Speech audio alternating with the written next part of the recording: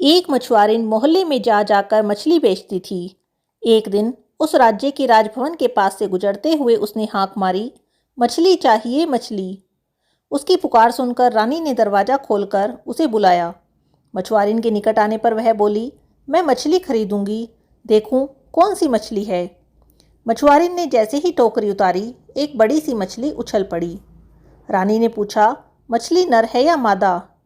रानी की बात सुनकर मछली हो करके हंसने लगी। मछुआरिन बोली, रानी माँ, यह नर मछली है। रानी बोली, तब तो इस मछली को मैं नहीं खरीदूंगी, कारण राजा को छोड़कर कोई भी पुरुष प्राणी मेरे महल में प्रवेश नहीं कर सकता। मैं मादा मछली खरीदना चाहती हूँ। मछली की टोकरी के अंदर से फिर हो कर एक मछली की हंसी सुनाई पड़ी। रानी ने दरवाज़ा बंद कर दिया। मछुआरिन मछली की टोकरी लेकर अपने रास्ते चली गई। रानी गुस्से से कांपते कांपते अपने कमरे में आई। शाम को राजा आए। रानी ने अन्य दिनों की तरह राजा का स्वागत हंसकर नहीं किया, मुंह फुलाकर गंभीर होकर बैठी रही। राजा समझ गए जरूर कोई बात हुई है, तभी रानी इतने गुस्से में है, इसीलिए वह उसकी ओर ताक भी नहीं रही है। राजा ने पूछा, क्या बात है, क्या तुम अस्वस्थ हो? रानी बोली, मैं ठीक हूँ, लेकिन एक मछली खरीदने के लिए मछुआरिन ने मछली दिखाई। मैंने पूछा, यह नर है या मादा? इस पर एक मछली हो होकर हंस उठी। मैं जानना चाहती हूँ कि मछली क्यों हंसी। इसका कारण न जान पाने पर मैं विष खाकर मर जाऊंगी। राजा ने हंसकर कहा, मछली हंसी थी? असंभव, निश्चय ही तुमने कोई स्वप्न देखा होगा। रानी बोली, मैं क्या इतनी बुद्धू हूँ? मैंने अपनी आंखों से मछली को भी देखा है और अपने कानों से उसे हंसते हुए भी सुना है। यह सुनकर राजा बहुत चिंतित हो गए। उन्होंने कहा, यह तो विचित्र बात सुन रहा हूँ। ठीक है, मैं पता करवाता हूँ मछली क्यों हंसी। इसका कारण तुम शीघ्र जान पाओगी। दूसरे दिन दरबार में आकर राजा ने मंत्री को सारी बातें बताई। फिर बोले, मंत्री, मछली क्यों हंसी, इसका जवाब मुझे चाहिए। 6 माह का समय तुम्हें दे रहा हूँ। इसका कारण ना बताने पर तुम्हें मृत्युदंड दिया जाएगा। मंत्री के तो सिर पर मानो आसमान फट पड़ा। राजा का हुक्म मानना ही होगा। उसने कहा, जो आज्ञा महाराज।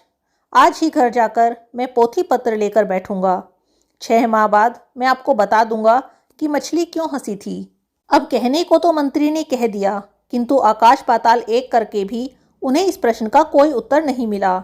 अनेक ग्रंथों पोथियों को देखा, अनेक स्थानों में वे गए, अनेक लोगों से पूछा, ज्ञानी, विद्वान, जादूगर, तंत्र विद्या जानने वाले सभी से पूछा, लेकिन मछली क्यों हंसी, इस रहस्य की व्याख्या कोई भी नहीं कर पाया। सोच सोचकर मंत्री की नींद उड़ गई, भूख खत्म हो गई, शरीर कंकाल जैसा हो गया। देखते देखते 5 माह गुजर गए। मंत्री समझ गए कि उसकी जिंदगी मात्र 1 माह की है, उसके बाद मृत्यु निश्चित है। वे राजा को अच्छी तरह जानते थे। राजा जो बोलते थे वही करते थे। मंत्री ने खुद को मृत्यु के लिए तैयार कर लिया। अपनी सारी संपत्ति बेटे के नाम लिख दी। मंत्री इस बात को समझ रहे थे कि उसको मृत्युदंड देने के बाद भी राजा का क्रोध कम नहीं होगा। उसके पुत्र को भी राजा के क्रोध का सामना करना पड़ेगा। इसीलिए एक दिन मंत्री ने अपने पुत्र को बुलाकर कहा, तुम देश भ्रमण के लिए निकल पड़ो। जब तक राजा का क्रोध शांत न हो जाए तब तक तुम इस राज्य से बाहर ही रहो। मंत्री का बेटा बहुत बुद्धिमान था। देखने में भी वह अत्यंत सुंदर था। पिता की बातों का अर्थ समझकर एक दिन पैदल ही घर से निकल पड़ा। चलते चलते कुछ दिन बाद एक गांव में पहुंचा। रास्ते में एक वृद्ध किसान से उसकी भेंट हुई। किसान कहीं गया था, अब घर लौट रहा था। उसके साथ बातचीत करके उसे अच्छा लगा। उसने सोचा, अच्छा हुआ एक संगी मिल गया। दोनों एक ही पथ पर जा रहे थे। लंबा रास्ता था, बातचीत करते हुए रास्ता कट जाएगा। दोनों एक गेहूं के खेत से गुजर रहे थे। बातों ही बातों में मंत्री पुत्र ने कहा, बीच बीच में हम लोग यदि एक दूसरे को ढोएं तो अच्छा होगा। यह सुनकर किसान ने सोचा, यह लड़का मूर्ख है क्या, लेकिन उसने कुछ नहीं कहा। फसल काटने का टाइम हो गया था। गेहूं के खेत सोने की तरह झलमल कर रहे थे। उधर दिखाकर मंत्री पुत्र ने पूछा, क्या वह सब खाया जाता है? वृद्ध किसान समझ नहीं सका कि क्या उत्तर दे। वह बोला, मैं ठीक से नहीं जानता हूँ। इसी तरह चलते चलते एक दूसरे गांव में पहुंचे। गांव बहुत बड़ा था। मंत्री पुत्र ने एक छुरी देकर उससे कहा, लो मित्र, इसे साथ ले जाओ और 2 घोड़े ले आओ। यह छुरी बहुत कीमती है, गलती से कहीं फेंक मत देना। मंत्री पुत्र की बात सुनकर कभी वृद्ध किसान को मजा आता था, कभी गुस्सा आता था, लेकिन वह कुछ नहीं कहता।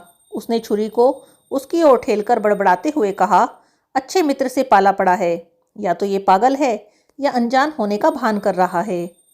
मंत्री पुत्र ने किसान की बात सुनकर भी ना सुनने का भान किया, कुछ कहा भी नहीं, चुपचाप में चलते रहे। ग्राम पार करने के बाद एक शहर में पहुंचे। शहर में लोगों की काफ़ी भीड़ थी, परंतु किसी ने भी उनसे कुछ बातचीत नहीं की। बाजार को पार कर वे एक मस्जिद के पास पहुंचे।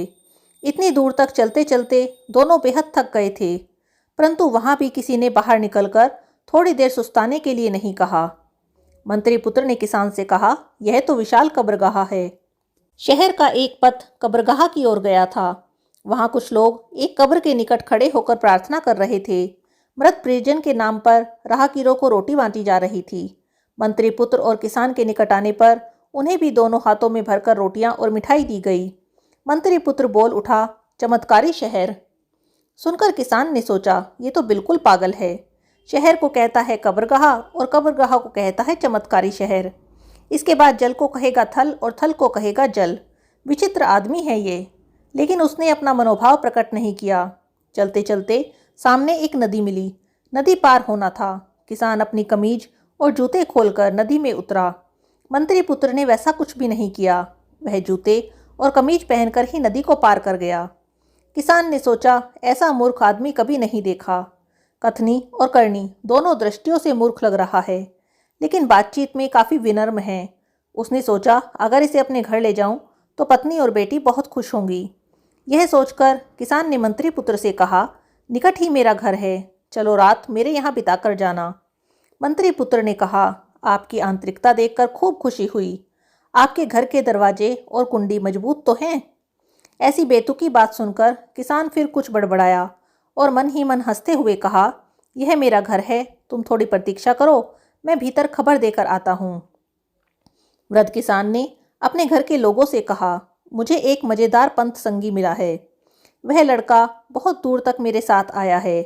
देखने में बहुत सुंदर है, भद्र परिवार का लगता है, तब ऐसा मूर्ख है कि क्या बताऊं। उसकी बेसिर पैर की बातें सुनकर कुछ भी समझ नहीं आता। हमारे घर में उसे रुकने को बोला तो कहता है, घर के दरवाजे और कुंडी मजबूत तो हैं। इन सब बातों का भला कोई क्या मतलब निकाल सकता है। किसान की एकमात्र बेटी थी, वह बहुत बुद्धिमती थी। पिता की बात सुनकर बोली, पिताजी वह मूर्ख नहीं है, बहुत बुद्धिमान है। वह संकेत में अपनी बातें कहता है। किसान ने कहा, अच्छा, मैं तो उसे मूर्ख समझता था। बेटी ने कहा, दरवाजा और कुंडी मजबूत है कि नहीं, यह पूछकर वह यह जानना चाहता था कि हम लोग उसका आतिथ्य सत्कार कर पाएंगे या नहीं। किसान ने कहा, क्यों नहीं कर पाऊंगा, हमारे घर में किस चीज़ का अभाव है।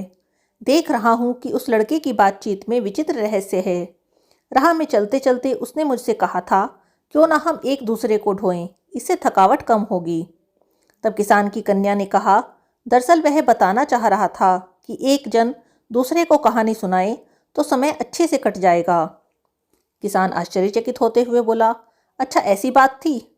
जब हम एक गेहूं के खेत के पास से गुजर रहे थे तो उसने पूछा, क्या ये खाया जाता है। किसान की बेटी बोली, पिताजी इतनी सरल बात भी आप नहीं समझे। वह जानना चाहता था कि खेत का मालिक ऋणग्रस्त है या नहीं। अगर ऋणग्रस्त है तो उसके गेहूं को समझ ले कि महाजन ने खा लिया। वह गेहूं जाएगा ऋणदाता महाजन के घर और किसान को मिलेगा ठेंगा। किसान ने सिर हिलाकर कहा, हाँ हाँ, यही बात होगी। तब एक और बात सुनो। हम लोग एक गांव में घुसे। एक छोटी छुरी देकर उसने मुझसे कहा, 2 घोड़ा ले आओ, छुरी लाना मत भूलना। इसका क्या मतलब हुआ। किसान की बेटी ने कहा, पथ पर चलने पर जैसे घोड़े की जरूरत पड़ती है, वैसे ही लाठी की भी जरूरत पड़ती है। उसके कहने का मतलब होगा कि 2 मोटी लाठी काट कर ले आओ और छुरी लाना मत भूलना, कारण छुरी की जरूरत बाद में पड़ सकती है। किसान ने सहमति से सिर हिलाया।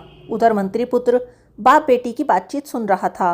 वह समझ गया किसान की बेटी अत्यंत बुद्धिमती है। तब उसने उन्हें अपना वास्तविक परिचय दिया और घर छोड़ने की सारी बात उन्हें बताई। मछली के हंसने का कारण पर किसान की बेटी बोली, मछली रानी की मूर्खता पर हंसी। मछली को कोई व्यक्ति जीवित तो खाता नहीं है, उसे काटकर अच्छी तरह धोकर आग में पकाया जाता है। जब मछली को काटा जाता है उसी समय नर मादा का भेद मिट जाता है। और पकाने के बाद तो रहा सहा भेद भी खत्म हो जाता है। रानी की इसी बुद्धिहीनता पर मछली हंस पड़ी। यह सुनकर मंत्री पुत्र बहुत खुश हुआ। वह तुरंत ही अपने राज्य में पहुंचा और अपने पिता को सारी बात बताई। मंत्री ने राजा को यह बात बताई। उत्तर सुनकर राजा संतुष्ट हुए। उन्होंने मंत्री को मृत्युदंड से मुक्त कर दिया। मंत्री ने अपने बेटे के लिए किसान की पुत्री का हाथ मांगा। किसान सहर्ष तैयार हो गया और एक शुभ दिन में किसान की पुत्री के साथ मंत्री पुत्र का विवाह हो गया।